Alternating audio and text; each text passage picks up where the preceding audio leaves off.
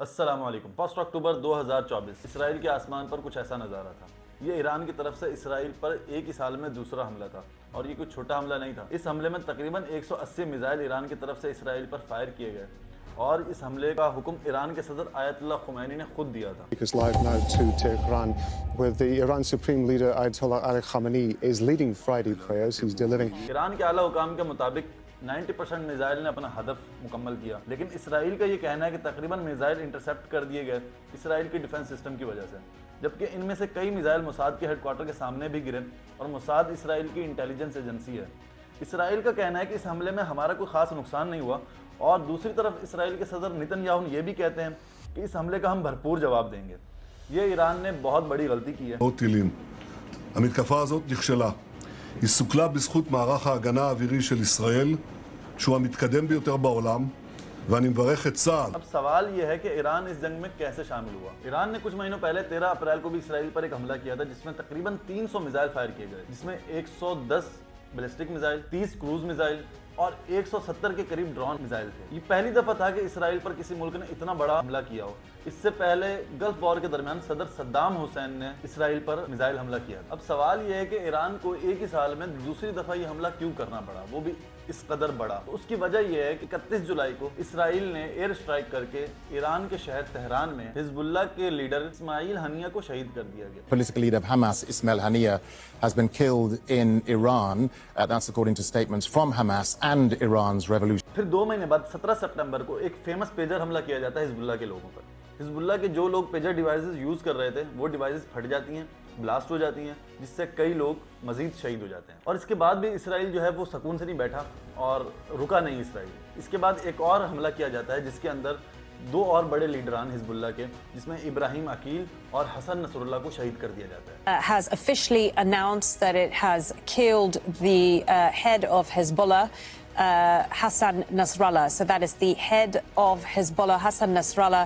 حسن نصر اللہ جو کہ 1992 سے حزب اللہ کے جنرل سیکرٹری رہے تھے۔ ایران ڈائریکٹلی اسی لیے اس جنگ میں انوالو ہوا کیونکہ ایران کے شہروں میں حزب اللہ کے لیڈران کو شہید کیا گیا ہے۔ فلسطین میں جو مسلمانوں کا قتل عام ہو رہا ہے، اس پر بھی ایران کو تحفظات ہیں۔ اب اس کے بعد سوال یہ ہے کہ یہ حزب اللہ کیا ہے؟ بھائی اصل میں اب اس کو سمجھنے کی ضرورت یہ ہے کہ جب یہ اسرائیل جنگ شروع ہوئی تھی، بیسیکلی شروع ہوئی تھی حماس کا، حماس نے حملہ کیا تھا، اس کے بعد سے یہ جنگ شروع ہوئی، اور اس کے بعد پھر ایک اور گروپ ایڈ ہوا اس میں حزب اللہ، اس کے بعد پھر ایک اور گروپ آتا ہے اس میں ہوتیز کا۔ بیسیکلی یہ 3 گروپ سے اسرائیل کی جنگ چل رہی تھی ایران کے ڈائریکٹلی حملہ کرنے سے پہلے ہم سمجھتے ہیں حزب اللہ کو کہ حزب اللہ کس کا گروپ ہے اور یہ کس طرح سے کام کرتا ہے۔ حزب اللہ ایک بہت ہی ہیوی عام غیر ریاستی فورس ہے۔ تقریباً سارے ہی یورپی ممالک حزب اللہ کو ایک دہشت گرد تنظیم سمجھتے ہیں۔ لبنان میں جو ساؤدرن حصہ ہے، اس پر اسرائیل نے 22 سال تک قبضہ کر رکھا تھا، جو کہ حزب اللہ نے سن 2000 میں اسرائیل کو وہاں سے ہٹایا۔ 2006 میں اسرائیل اور حزب اللہ کے درمیان ایک جنگ ہوئی تھی، جو کہ تقریباً 34 دن تک چلی بغیر کسی نتیجے کے ختم ہو گئی۔ اگر لبنان کا میپ دیکھیں تو کافی حصہ لبنان کا حزب اللہ کے کنٹرول میں ہے۔ لبنان میں حزب اللہ لبنان کی اپنی آرمی سے بھی زیادہ ہے، مطلب اس قدر ان کا انفلوئنس ہے کہ ان کی آرمی سے بھی زیادہ اسٹرانگ مانی جاتی ہے حزب اللہ کی جماعت۔ حزب اللہ اور اسرائیل کے درمیان ویسے تو چھوٹی موٹی جھڑپیں چلتی رہتی ہیں، لیکن 7 اکتوبر کو جب حماس نے اسرائیل پر حملہ کیا،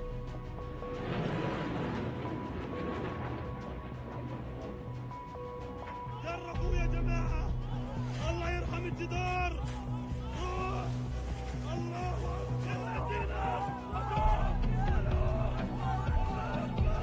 لقد قررنا أن نضع حدا لكل ذلك بعون الله. هذا يوم الثورة الكبرى من أجل إنهاء الاحتلال الأخير ونظام الفصل العنصري الأخير في العالم.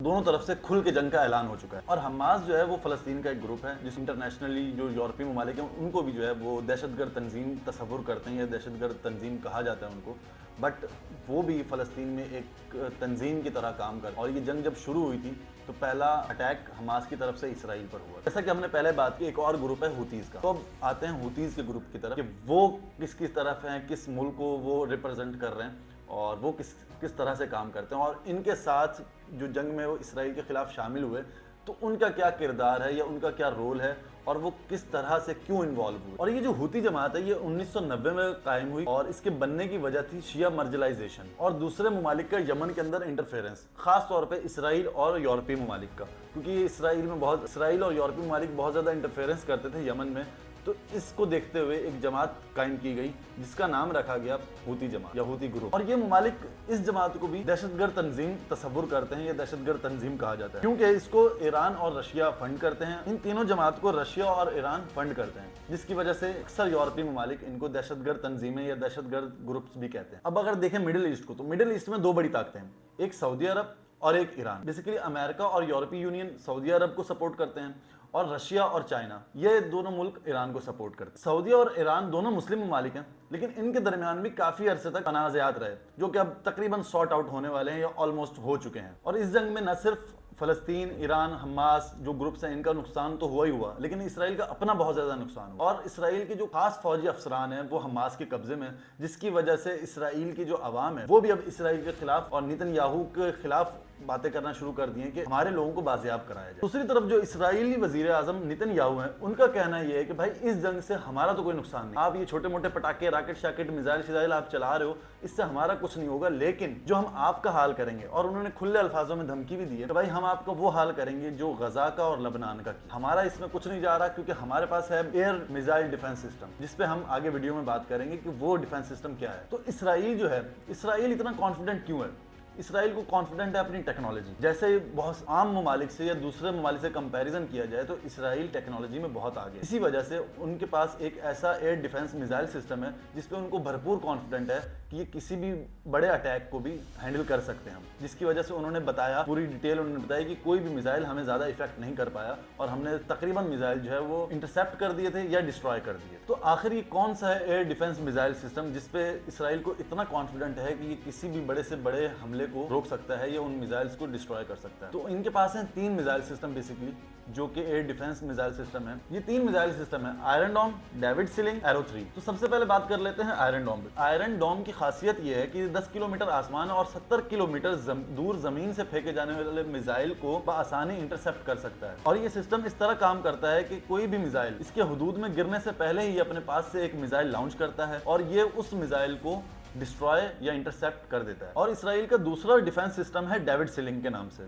जो कि 15 किलोमीटर आसमान से और 300 किलोमीटर जमीनी फासले से कोई भी मिसाइल डिटेक्ट करके उसे डिस्ट्रॉय करने की सलाहियत रखता है। और उसके बाद आता है सबसे ज्यादा बेहतरीन मिसाइल सिस्टम जिसका नाम है एरो 3, और इसकी रेंज है 2400 किलोमीटर जमीनी और 100 किलोमीटर आसमान से किसी भी मिसाइल को डिटेक्ट करके उसे इंटरसेप्ट या डिस्ट्रॉय कर सकता है। ये सब सुन के तो लगता है कि इसराइल किसी भी मिसाइल हमले से महफूज रहेगा, लेकिन ऐसा नहीं है। जैसा कि हमने बात की, डिफेंस सिस्टम पे फेंके जाने वाले मिसाइल से पहले अपने पास से एक मिसाइल लॉन्च करता है इसे तबाह करने के। तो ये मिसाइल सिस्टम जो मिसाइल लॉन्च करता है उसकी कॉस्ट बहुत ज्यादा है। ये जो आयरन डोम सिस्टम है, ये जो अपने पास से मिसाइल लॉन्च करता है दूसरे मिसाइल को इंटरसेप्ट करने के लिए या तबाह करने के लिए, उस एक मिसाइल की कॉस्ट आती है तकरीबन $50,000। और इसी तरह जो डेविड सिलिंग है उसकी कॉस्ट आती है $1 मिलियन, और जो एरो 3 है उसकी कॉस्ट आती है मिलियंस ऑफ डॉलर में। और ये जो अभी लास्ट ईरान ने हमला किया था, इसमें एक दिन का खर्चा इसराइल का इस सिस्टम के हवाले से आया था तकरीबन 100 से $200 मिलियन का। One such barrage could cost something over $200 million. इसीलिए ईरान के फॉरेन मिनिस्ट्री स्पोक पर्सन ने बयान दिया कि अक्टूबर में किए जाने वाला हमला कम था, और इस बात पर इसराइल को शुक्र मनाना चाहिए कि ये हमला उस कदर शदीद नहीं था जिस कदर हम करने की सलाहियत रखते हैं। कुछ मिसाइल जो ईरान ने खुद बनाए हैं, जिनमें पिछले साल बनाए जाने वाला फतेह missile. An unveiling ceremony more than 6 months in the making. High-ranking officials watch as the Revolutionary Guard's Aerospace Division displays what Iran says is its first domestically produced hypersonic ballistic missile. और दूसरा hypersonic missile जो कि आवाज की रफ्तार से भी तेज सफर तय करता है। तकरीबन 18,000 किलोमीटर फी घंटा की रफ्तार से ये सफर करता है, जो कि 15% ज्यादा है आवाज की रफ्तार से। तो अगर ईरान और इसराइल के मैप में हम देखें, ईरान और इसराइल में तकरीबन 1000 किलोमीटर का फासला है, और अगर ये मिसाइल हाइपरसोनिक मिसाइल जो है ये आवाज की रफ्तार से भी तेज सफर करता है तकरीबन 18,000 किलोमीटर फी घंटा की रफ्तार से, तो आप अंदाजा कर सकते हैं कि चंद मिनटों में ही ये इसराइल को हिट कर सकता है। अब हमास जो है वो रॉकेट से अटैक करता है, रॉकेट से हमला करता है। कुछ लोग जो है वो रॉकेट और मिसाइल में फर्क नहीं समझते। जो रॉकेट होते हैं वो अंदाजे से फेंके जाते हैं और वो कोई इतना ज्यादा नुकसान नहीं पहुंचाते, या वो टारगेट उन पे सेट नहीं होता। लेकिन जो मिसाइल होता है, जो बैलिस्टिक मिसाइल है, ये तकरीबन 3 मंजिला बिल्डिंग की तरह होता है। एक बड़ा सा मिसाइल होता है जिस पे आराम से टारगेट सेट करके जिस जगह आपने जिस वक्त जिस जगह आपने जिसको हिट करना है आप इजीली कर सकते हैं। तो ईरान के पास अब ये वाली सारे हथियार, इस कदर खतरनाक हथियार भी ईरान के पास मौजूद है। तो इसी वजह से ईरान भी इस चीज पे कॉन्फिडेंट है कि आपके जो मिसाइल, इसराइल के जो मिसाइल सिस्टम है, अभी तो उन्होंने 180 मिसाइल लॉन्च किए, ये 180 मिसाइल का अटैक किया, अगर वो इससे ज्यादा या लगातार 2 से 3 दिन यही इसी तरह के अटैक्स करते हैं और इसी तरह के मिसाइल उन पे हमलावर होते हैं, तो इसराइल का जो मिसाइल सिस्टम है, जो इसराइल का एयर डिफेंस मिसाइल सिस्टम है, वो फ्लॉप हो जाएगा, वो फेल हो जाएगा। इस वक्त तक इसराइल ने गजा पर इतनी बमबारी की है, 7 अक्टूबर 2023 से लेकर 22 सितंबर 2024 के दरमियान तकरीबन 60,431 लोग शहीद और 1.5 लाख लोग जख्मी हुए हैं। इनमें से अक्सरियत बच्चों और खवातीन की है। 3 मिलियन से ज्यादा लोग बेघर हो चुके हैं। किस कदर वो बच्चों पे, खवातीन पे, ये कोई जंग के उसूल भी नहीं। अब बेसिकली समझा जाए तो जंग के भी कुछ उसूल हुआ करते थे। जंग भी जो है वो कुछ उसूलों के तहत लड़ी जाया करती थी, जिसमें बच्चे खवातीन पे हमला आवर नहीं होते थे या बच्चे या खवातीनों को टारगेट नहीं किया जाता था। लेकिन इस वक्त इसराइल ने जो हाल किया हुआ है वो आम शहरियों को टारगेट कर रहा है। वो कोई ऐसा नहीं सोच रहा कि ये बच्चा है या ये आम शहरी है, ये फौज है, कुछ है, वो कुछ नहीं सोच, बगैर सोचे समझे कि इसका टारगेट, इसका निशाना कौन बन रहा है। ये इंसानियत का खुलेआम कत्ल है और इस पे बहुत सारे ममालिक जो है वो तरह तरह से बात कर रहे हैं। कुछ जो है वो एक्शन से बता रहे हैं, कुछ दिल ही दिल में बुरा मान रहे हैं, कुछ जो है वो जबान से बुरा कह रहे हैं।